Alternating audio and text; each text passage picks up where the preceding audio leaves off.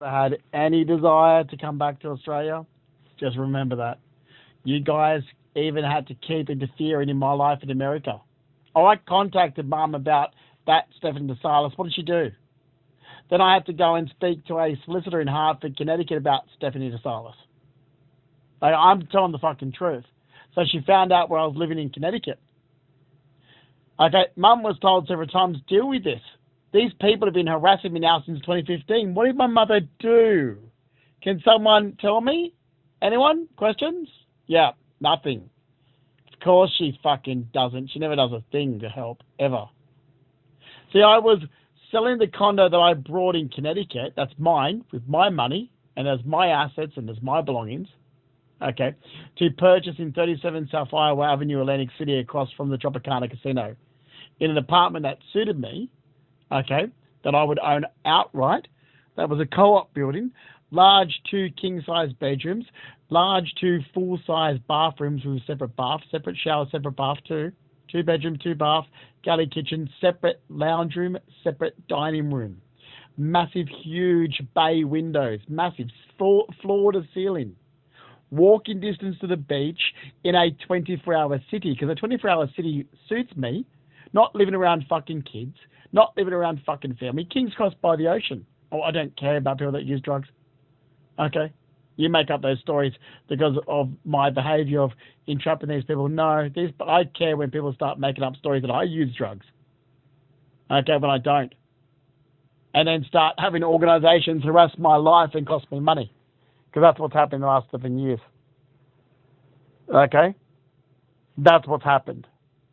So that bullshit in America was turned into like greyhound therapy crap.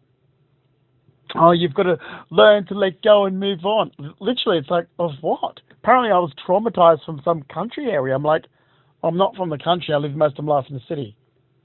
I don't know what the fuck you're talking about.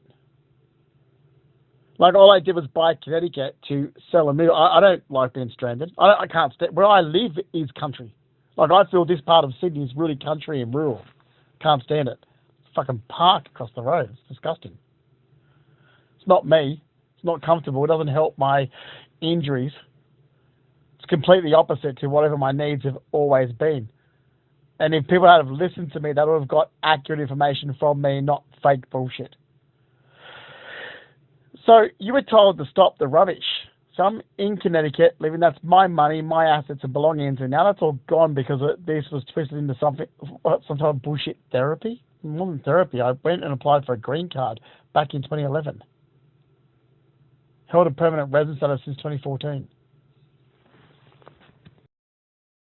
Now, this kept going on with the organisations, the mental health workers in Connecticut. I was like, you got to be kidding me.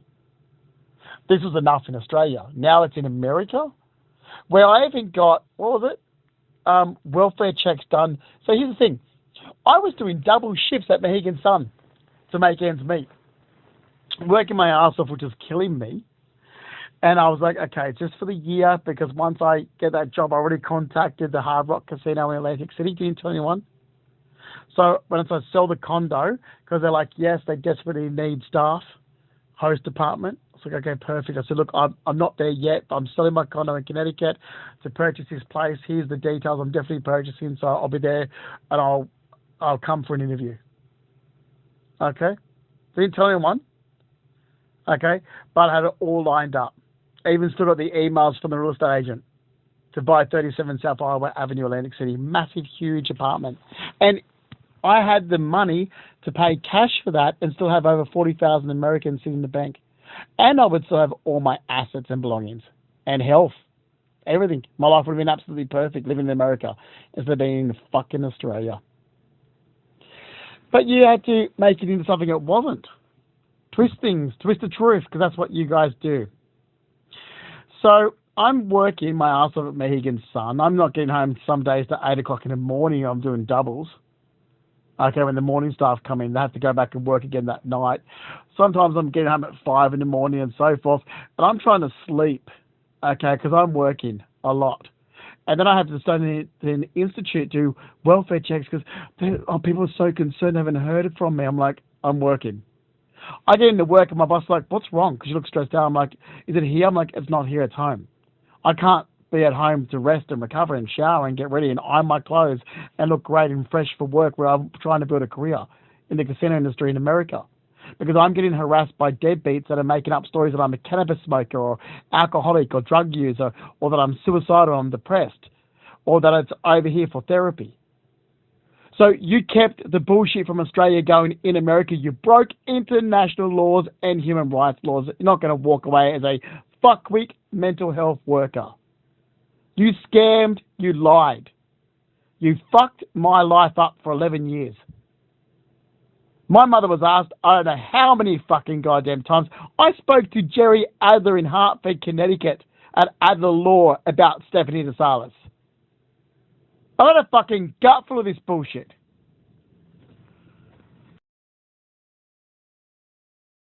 And don't fucking twist the truth ever again, Carol, because you know exactly what happened. Okay, you want to do your scams in America? So you want to do your mental retarded scams or whatever he's using drug scam. Yeah. Okay, because he did. Oh, it was PTSD scam. Oh, because America can handle PTSD and Australia can't. You're a fucking loser. You believe that acting started in 2017? Already was a green card holder since 2014. You're a fucking idiot. You're an absolute dickhead. Oh, I'm going to America because I've got no friends in Australia. Are you fucking... You believe those acting stunts in... You are a fucking loser.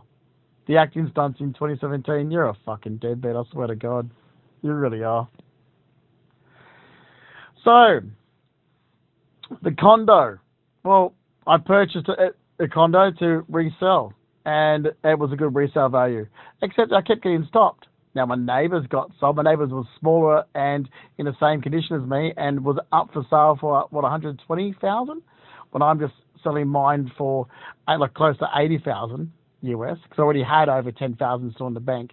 So I didn't need much more. I wasn't being greedy. So I just wanted mine to sell quickly. So I had a lot less.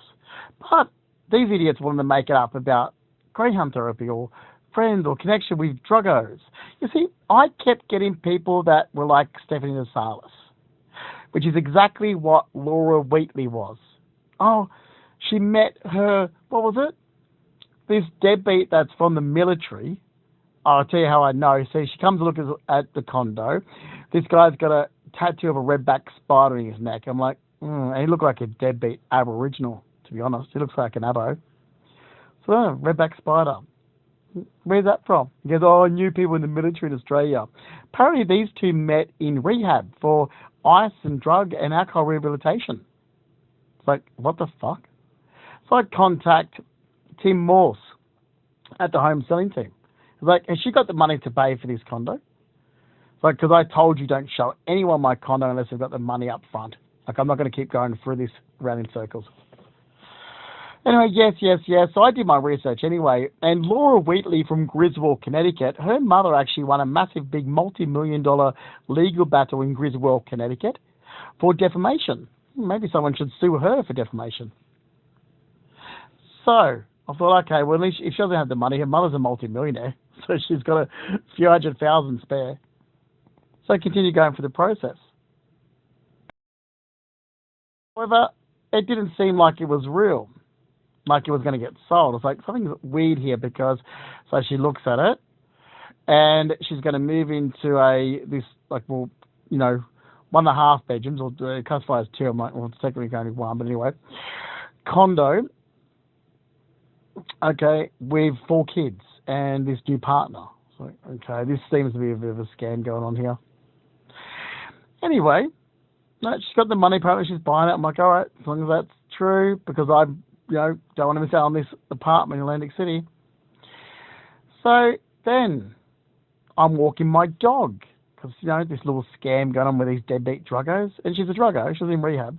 It's like, great, drag me into this shit. It's been going on for 11 years now because Stephanie DeSalis, little Facebook stalking little cunt.